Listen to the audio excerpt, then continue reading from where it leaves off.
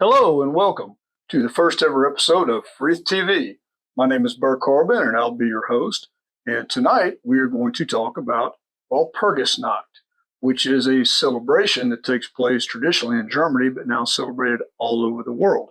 And I feel like it's very fitting to talk about Walpurgisnacht for our first episode because Walpurgisnacht is celebrated on what was traditionally the first day of the ancient year.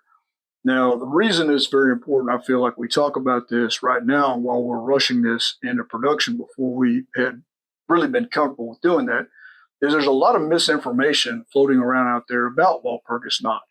And the biggest thing that you'll hear is there's no such thing as a traditional heathen Walpurgisnacht. It's not really a pagan holiday at all. It's actually named after a Catholic saint, and how ridiculous it is to celebrate a heathen holiday that's actually named after a Catholic saint. And nothing could be further from the truth. It is actually the opposite. And there is an overwhelming amount of evidence from the actual church sources that put forward the truth that there traditionally was a celebration at that time, that it was named after a goddess known as Valpurga, and that in line with church policy and what they called the Interpretatio Christiana, that they would take these heathen things and make them into Christian things. And so what actually happened was the church came along and they developed the story of Saint Walpurga and her feast day, when in reality, Walpurga is an attested ancient Germanic goddess, and she is most likely actually Freya, because she survives in association with witches. And so we're going to get into that today. So before we get into the arguments about Walpurga being associated with Freya, let's go look at the evidence that exists that establishes that Walpurga was actually known as a goddess amongst our ancestors. So the first things that we want to look at are the Catholic literature entries that survive. And so a lot of this comes to us from out of Germany, from the church literature itself. We're going to sidestep all the things like Grimm, Sir James Frazer, these things modern folklorists have done, because that's out there, that's well established. What I want to get at is the evidence that is very bountiful that a lot of people nowadays seem to ignore. And I don't know whether that's out of ignorance or lack of diligence or lack of understanding, not being able to read another language other than German. So the first thing that we want to talk about is it comes from Sebastian Brunner's Die Kirche and die Heidnische Bräuche in Vienna in 1859, which Kirche means the church and the heathen customs. There's a line in here that says, the goddess Walpurgis, whose cult the simple folk continued under the name of Saint Walpurga, was worshipped in the forests of Germany until the missionaries sanctified these lands. So that's their words, not mine. I feel like it's the reverse. They profaned the sanctity of those lands, but that is their view on these things. The next thing that we want to look at is from the Zeitschrift für Katholische Theologie, which is basically the newspaper or news magazine for Catholic theology, from Innsbruck, Austria in 1875, volume 5, Volksbräuche und Heidentum, which means folk customs and heathendom. The relevant passage in here that we want to look at says, in several regions, the goddess Walpurgis was venerated at springtime. The church wisely placed the feast of St. Walpurga to Christianize these rites. And again, that ties into the Interpretatio Christiana, which was the church policy that they had they've had since the get-go, of taking local pagan customs that the population refused to let go of and Christianizing them, painting them over with a Christian saint. So the next thing, we will move on to Johann Georg Holman's Der Lande for Borgerne Freunde, which is basically kind of like the long-lost friend. And he writes in 1820 and says, under the protection of St. Walpurgis, who in olden times was venerated as a goddess, this blessing is given to ward off illnesses. And so he's talking about the folk customs and charms that are associated with St. Walpurga, which may or may not be traditional. Again, that's a topic for another video. The heathen residual customs that survive in folk medicine, folk practice, things of that nature. So we can move on now to Missiones Catholicae, Pontifical Missionary Reports from Rome, 1910. And so this is an internal study that the church did based on church records. And it again tells us that many pagan elements were incorporated into the feast of St. Walpurga, as she was originally regarded as a springtime goddess. And so these references are all from the early 1900s, but they are based on much older documents, some of which exist in Latin that I don't read Latin. So I'm working off of translations and some of these things right here. I mean, I read speaking right German, so I'm comfortable with that. And when you criticize my accent, realize that people here in the United States, because I'm from Texas and I talk right for Texas, they say I don't even speak English right. So keep that in mind when you criticize my pronunciation of foreign languages.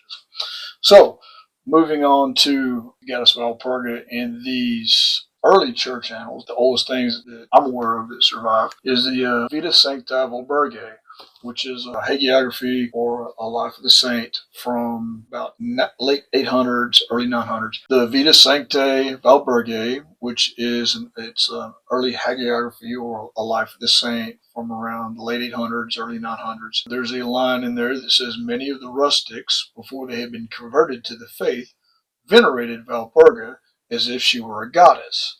So, this talks about her being venerated very, very early, and realize that this is probably written about 100, not more than 150 years after Saint Walpurga died. So these are things people were around, their grandparents, there were generational people alive at this time who had very, very close knowledge of what was going on. And so it would be very odd if they just totally fabricated all this stuff about Walpurga being a goddess.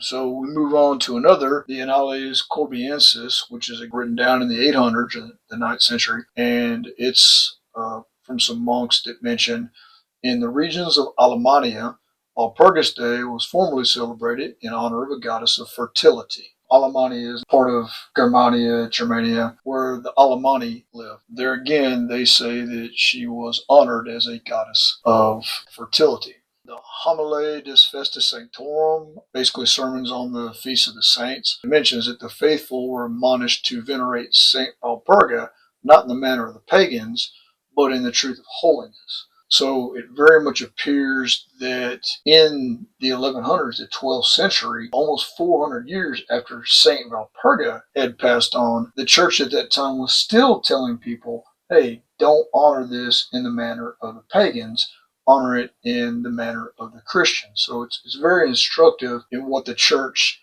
tells people not to do, because they're not out here having sermons about, hey, don't honor St. Walpurga in the manner of the pagans, if people are not honoring St. Walpurga in the manner of the pagan. So we will wrap this up with the Chronicon Arauskiense, probably about the 1000s to the 1100s, so that's 10th to 11th century. And it's a monastic chronicle from Hirsheim in Germany. And it says that some folks believe Walpurga to be a goddess of spring and trees until the doctrine of Christ enlightened them. So here we have these references by the church to Walpurga being worshipped at these places, springs, trees, her being worshipped in pagan manners. And 400 years after her supposed death and sainthood, the church is still admonishing people not to worship her as pagans. And this last reference, I put that last not because it's temporally last, it's actually the penultimate reference temporally. However, it's important to me because St. Walpurga was associated with a cloister, a nunnery that was in Heidenheim by the Heidenbrunner, which in German, that means the home of the heathens is what Heidenheim literally means, which is really cool because there's a town in Texas called Heidenheim. And the Heidenbrunner is the heathen springs. So these are sacred springs that were sacred to the heathen people and named that in the time that Saint Walpurga lived. So you look at all this evidence and you would have to be incredibly fanciful to not think, especially based on things like Saint Bridget, where we know that it's very, very clear that Bridget was a goddess, and now she becomes Saint Bridget. They did the same thing in Germany with Walpurga. So other than seeing it carved in stone, where literally the church says, this is a place where we built a monastery on an ancient heathen temple that used to be dedicated to Walpurga. You're not going to see that. But in light of establishing that, we can look at Walpurga's name and see the similarity to names of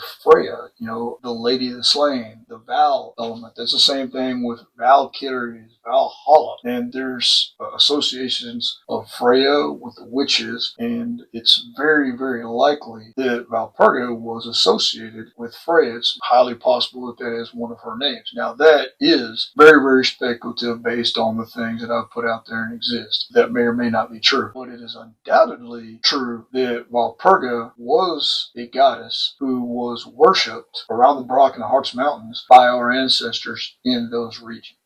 Walpurgisnacht and May Day are widely attested to in literature, but there's also plenty of evidence for their celebration in the ancient astronomical record and sacred landscape of Germany. The Harz Mountains, and the Brocken in particular, have long been associated with Walpurgisnacht, but the discovery of the Nebra sky disk has provided a better understanding of why this association is so strong. The Nebra sky disk was discovered in the 1990s, and is the oldest known astronomically correct depiction of the night sky. While there is some debate as to the exact meaning of everything on the disk, it is well established that the two gold bands around its border mark the summer and winter solstices as they would be observed from the place it was found. A cluster of gold circles is accepted by scholars as a representation of the Pleiades, which rise in the sky in late April. Archaeologists have also unearthed two nearby ancient observatories, Middelburg and Goseck. There are hundreds of such ancient observatories scattered throughout Europe. The oldest observatory yet found is Warren Field in Scotland. Such observatories were used by our ancestors to keep the lunar year in line with the seasons of the solar year. They show that advanced astronomical concepts were understood and widely used thousands of years ago. Our ancestors used the lunar calendar for day-to-day purposes because it was simple and easily available to everyone. It takes no special equipment or deep understanding to look up at the sky and see the 8 phases of the moon. But the lunar year soon becomes out of sync with the 4 seasons of the solar year, and so our ancestors devised means of keeping the easily followed lunar calendar in step with the solar seasons. This tracking of the solar year established 8 solar tides to mark it, just as 8 phases mark the lunar cycle. The 2 equinoxes, 2 solstices, and 4 cross-quarter days divide the solar year at 8 different points. This 8-tide year, sometimes known as the Octagon, was detailed in the ancient text De Agricultura by the Roman senator Cato. Middelburg and Goseck are important to us because they establish an ancient link between the Harz Mountains, Walpurgisnacht, and May Day. If you were standing at the observatory associated with the Nebra sky disk, you can see that the sun sets behind the Kuppenberg of the Harz Mountains on May Day. This solar alignment can also be seen from the nearby Goseck circle as well. The sun can also be observed setting behind the Brocken on the summer solstice from both observatories. These alignments provide a solid link between the observation of May Day, or the traditional New Year, and the peaks of the Harz Mountains. These mountains have long been associated with Walpurgisnacht and witches, which, no pun intended, should come as no surprise since our ancestors believed that the night begat the day. This region is also home to Merseburg, which is the place where the ancient spells known as the Merseburg charms were preserved. Also relevant to the archaeoastronomy of our ancestors are the gold witch hats that have recently been shown to be lunisolar calendars. These golden artifacts, such as the Berlin witch hat, can be used to keep track of the 19-year Metonic cycle, further proving the advanced understanding that our ancestors had of the universe. These artifacts, as the name suggests, are thought by some to be hats, but they were almost certainly not worn as hats. What is most likely is that they were used to adorn ancient god poles, and perhaps be used as sacred vessels during rituals. It is interesting to note that one of these objects could be shifted after every cycle, either by facing the cardinal directions or moving to another god pole, and easily track the Calippic or even the Hipparchic cycles. These cycles are important because understanding and tracking them allowed our ancestors to use the lunar cycles in the sky as accurately as we use the calendar apps on our phones today. This was incredibly important for people whose very survival depended on knowing the seasons to prepare for planting, as well as hunting and gathering seasonal fish and flora. It was with the knowledge provided by the observatories and expressed in artifacts such as the golden witch hats, one of which bears a likeness that is strikingly like the octagon, that our ancestors tracked the 8-tide solar year by the 8 phases of the moon. All of these solar tides were observed and celebrated by our ancestors, as described by the poet Ovid in his great work Fasti. He mentions the rise of the Pleiades, observation of the sky according to ancient annals, and the fact that the Romans, like all other people, originally reckoned the new year to begin on May 1st, until it was changed by Augustus to honor his father Julius Caesar. So when you do your research and look at the facts, it's easy to see why Walpurgisnacht is associated with witches and celebrated in the Harz Mountains. Our ancestors didn't expend the time and effort on building these observatories or squander the wealth poured into the golden witch hats to mark these significant solar tides, but not celebrate them. Of course they celebrated them. May Day was the New Year's Day of the ancient world, and that makes the celebration of Walpurgisnacht the ancient New Year's Eve party. Wild and strong women dancing in celebration honored the goddess who birthed in the new year. This was represented in our mythology as Noth giving birth to Dagr, and referred to explicitly by Tacitus in Germania. The church, naturally, painted these evil women as witches in league with the devil, and so the Harz and the Brocken have been rich with tales of witchcraft and bacchanalian revelries. The church was unable to stamp out such a significant date, which had been celebrated for thousands of years and transcended previous cultural shifts. So in accordance with long-standing church policy, outlined by leaders such as Pope Gregory, the church co-opted Walpurgisnacht, just as they did with Yule, Easter, and other lesser tides. So, I hope that you have enjoyed this here on Frith TV, and we look forward to bringing you a lot more quality information, good stuff, some hands-on things about rituals, some study guides. We want to talk about Frith in general, hence the name of the channel, Frith TV, and we have some other contributors lined up, Gregor Elliott and Terry Unger in particular, to bring you guys some more content.